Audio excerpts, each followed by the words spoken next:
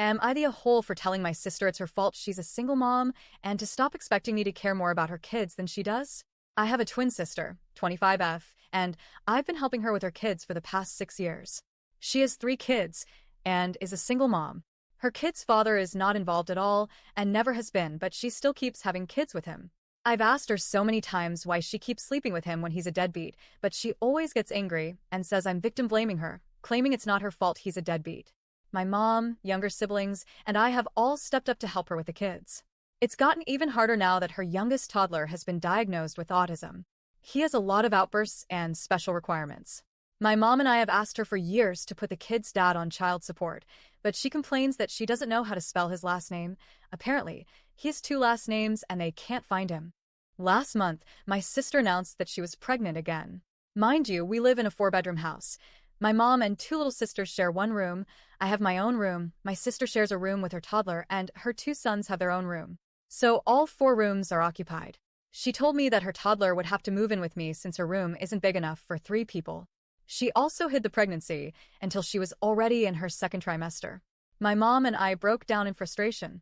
I asked who the father was, and she said it was her kid's dad again.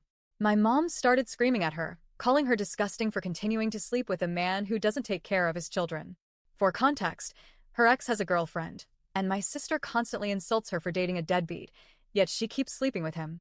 I had just graduated with my master's degree and started a new job the week before she announced the pregnancy. I had planned to stay at home for 1 more year to save before moving out. But this was my breaking point. I signed a lease to move in with a friend after her roommate moved out. The move is happening on July 1st. I didn't plan to tell my sister immediately because I knew she would freak out.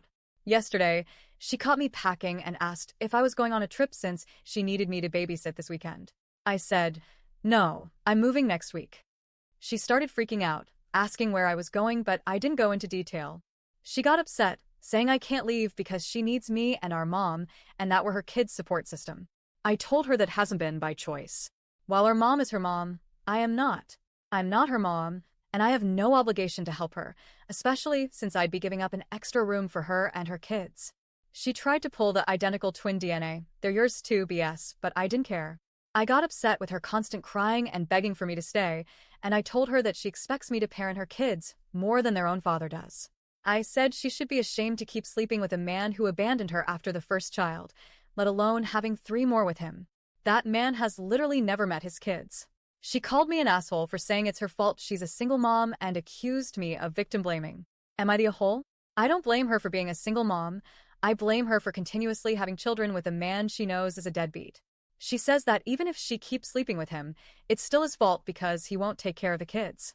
I told her no good mother would keep sleeping with a man who abandoned their children, and she needs to stop expecting me to care more about her kids than she does.